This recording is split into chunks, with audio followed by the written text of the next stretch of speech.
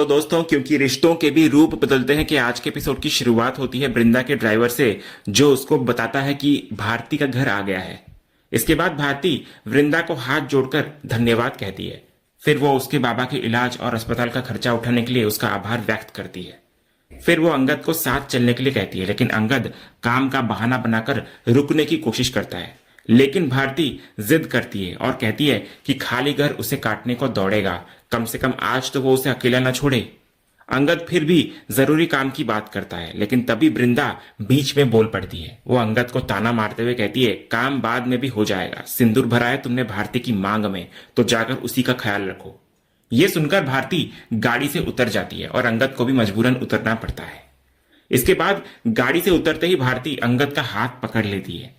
गाड़ी में बैठी वृंदा ये दृश्य देखती है और उससे ये देखा नहीं जाता। वो अपनी आंखें बंद कर लेती है और अपना चेहरा दूसरी तरफ घुमा लेती है।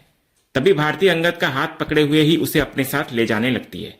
तो अंगद जब पीछे मुड़कर वृंदा को देखता है तो वृंदा तुरंत ड्राइवर को गाड़ी चलाने के लिए कहती है और वहां से निकल जाती है। उधर रास्ते में वृंदा फूट फूट कर रोती है और इधर भारती अंगद के बाहों में सिर रखकर ही घर तक जाती है और अंगद चाहकर भी कुछ नहीं कर पाता।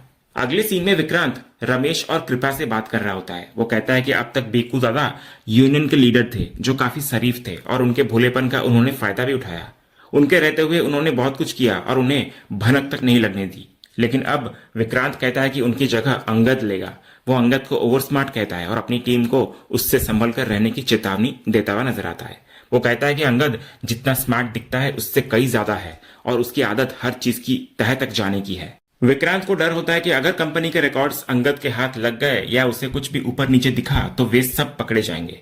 तभी रमेश पूछता है कि अगला प्लान कैसे तैयार करना है। तो विक्रांत कहता है कि बड़े साहब यानी कि रणविजय भी रास्ते से हट गए हैं, तो अब सब उनके हाथ में है।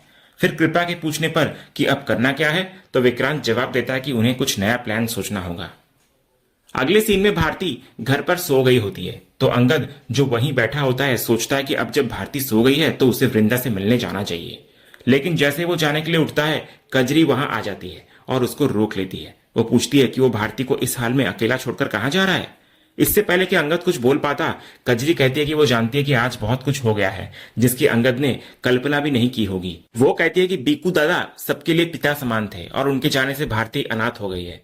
इसके बाद कजरी अंगद को समझाती है कि अब उसे ही जिंदगी भर भारती का ख्याल रखना होगा। वो कहती है कि वो जानती है कि जो कुछ हुआ है उससे अंगद को भी बहुत बड़ा सदमा पहुंचा है। तो अंगद इधर मन में सोचता है कि वो इनसे बहस करके अपना समय बर्बाद नहीं कर सकता और उसे फिलहाल वृंदा के पास जाना ही होगा। वो कहता है कि वो बाहर थोड़ी ठंडी हवा खाने के लिए निकल रहा था। तो कजरी मान जाती है और कहती है कि वो भारती के पास रुकती है। अगले सीन में वृंदा, मालती और बच्चे खाने के लिए बैठे होते हैं, लेकिन वृंदा लगातार रो रही होती है। तो मालती उसको सुबह से कुछ न खाने की याद दिलाकर खाने के लिए कहती है। इधर बच्चे भी अपनी माँ को रोता हुआ देखकर परेशान हो जाते हैं और मालती से पूछते हैं कि आई क्यों रो रही है। फिर अक्षय अंगद के बारे में पूछता है कि पापा अब तक क्यों नहीं आए। तो वृंदा चिढ़कर कहती है कि उसे नहीं पता। इसके बाद जब बच्चे जिद करते हैं तो वृंदा उन पर चिल्ला देती है। तभी इतने में पीछे से अंगद आ जाता है और कहता है कि तुम्हारे पापा यहाँ है। तो बच्चे खुशी के मारे उसके गले लग जाते हैं और शिकायत करते हैं कि मम्मी कब से रो रही है और डांट भी रही है। फिर माधवी पूछती है कि पापा आपने कुछ किया है क्या। ये सुनकर वृंदा गुस्से के मारे अंगद को घूरती है और वहां से उठकर अंदर चली जाती है। फिर वृंदा के जाने के बाद अंगद बच्चों को समझाता है कि जैसे वे दोनों लड़ते हैं वैसे ही उसका और उनकी आई का झगड़ा हुआ है, लेकिन वो उसे मना लेगा। वो मालती से बच्चों को संभालने के लिए कहकर वृंदा के पास जाने लगता है कि मालती उसको रोक लेती है। मालती अंगद पर अपना सारा गुस्सा निकालती है। वो कहती है, ये क्या किया तूने, भारती की मांग भर दी। वो कहती है कि उसने बीकू और भारती के बारे में तो सोचा, लेकिन अपनी बेटी और अपने बच्चों के बारे में ही नहीं सोचा। तो अंगद इस पर मालती को समझाता है कि सब उसे गलत समझ रहे हैं, उसने जानबूझकर मांग नहीं भरी। वो बताता है कि कैसे नंदू ने उसके हाथ में सिंदूर दिया और उसी वक्त बीकू की सांसें तेज हो गई। उस अफरा तफरी में सिंदूर गलती से गिर गया और मांग भर गई और उसे पता भी नहीं चला। वो कहता है कि वृंदा भी यही सोचकर दुखी है और वो उससे बात करने जा रहा है। अगले सीन में अंगद वृंदा के पास आता है और कहता है कि वो जानता है कि वो बहुत दुखी है और उसका दुखी होना जायज भी है। लेकिन इतना सुनते ही वृंदा का सब्र का बांध टूट जाता है। वो गुस्से के मारे अंगद को एक जोरदार थप्पड़ मार देती है। वो चिल्लाते हुए पूछती है, क्यों किया तुमने ऐसा। वो उसका कॉलर पकड़कर उसको झंझोड़ती है और जवाब मांगती है। वो उसे वहां से तुरंत निकल जाने के लिए कहती है, लेकिन अंगद फिर भी बात करने की कोशिश करता है। तभी अचानक वृंदा का सारा गुस्सा दर्द में बदलता हुआ नजर आता है और वो टूटकर जमीन पर बैठ जाती है और फूट फूट कर रोने लगती है। तो अंगद उसको संभालने की कोशिश करता है, लेकिन वृंदा उसको छूने भी नहीं देती। तो अंगद भी उसके पास जमीन पर बैठ जाता है और कहता है कि उसे जितना मारना है वो मार ले। वो कहता है कि वो जानता है कि वो बहुत नाराज है, लेकिन वो गलत वजह से दुखी हो रही है क्योंकि उसने सच में कुछ नहीं किया है। तो वृंदा अंगद पर अपना सारा गुस्सा निकालते हुए पूछती है कि क्या उसने एक सेकंड के लिए भी उसके और बच्चों के बारे में सोचा। वो कहती है कि अगर उसे उनका ख्याल होता तो वो भारती की मांग नहीं भरता। तो अंगद उसको समझाने की कोशिश करता है और कहता है कि वो गलत समझ रही है, उसने मांग नहीं भरी है। इस पर वृंदा और भड़क जाती है और कहती है कि वो झूठ बोल रहा है क्योंकि उसने खुद अपनी आंखों से ये देखा है।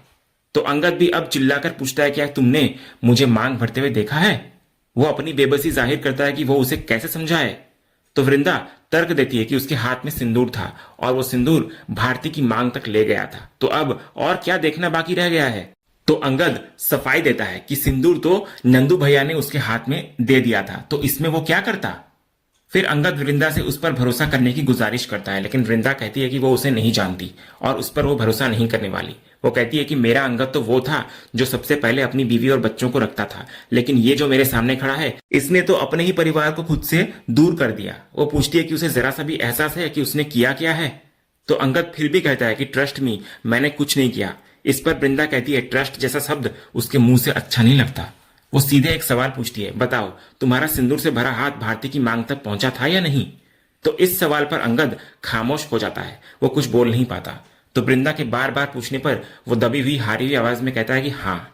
ये सुनते ही वृंदा कहती है तो बस बात खत्म। इसके बाद जब वृंदा जाने लगती है तो अंगद उसको रोककर सच बताने की कोशिश करता है। वो कहता है कि बीकू अपनी आखिरी सांसें ले रहा था और उन्होंने ये आखिरी इच्छा जताई। वो इस स्थिति को टालना चाहता था, लेकिन नंदू भैया ने सीधे उसके हाथ में सिंदूर दे दिया। जैसे ही सिंदूर हाथ में आया बीकू ने दम तोड़ दिया। वो बताने लगता है कि उस अफरा तफरी में जब भारती चिल्लाई और डॉक्टर अंदर आए तो गलती से डॉक्टर का हाथ उसके हाथ से टकरा गया और सिंदूर भारती की मांग में गिर गया। ये सब एक हादसा था। वो कहता है कि आई एम सॉरी वृंदा। तो ये पूरी कहानी सुनकर वृंदा कुछ कहती नहीं, वो सिर्फ रोते हुए अंगद की तरफ देखती रहती है। और इसी खामोश और दर्द भरे दृश्य के साथ आज का ये एपिसोड यहीं पर खत्म होता है। तो दोस्तों, आपको आज के एपिसोड का अपडेट कैसा लगा, अपनी राय हमें कमेंट बॉक्स में जरूर बताएं। अगर आपको आज का ये वीडियो पसंद आया हो तो वीडियो को लाइक और शेयर जरूर करें और ऐसे ही लेटेस्ट एपिसोड के अपडेट्स जानने के लिए हमारे इस चैनल को सब्सक्राइब करना ना भूलें और बेल आइकन को भी जरूर दबाएं। मिलते हैं अगले वीडियो में, तब तक के लिए धन्यवाद।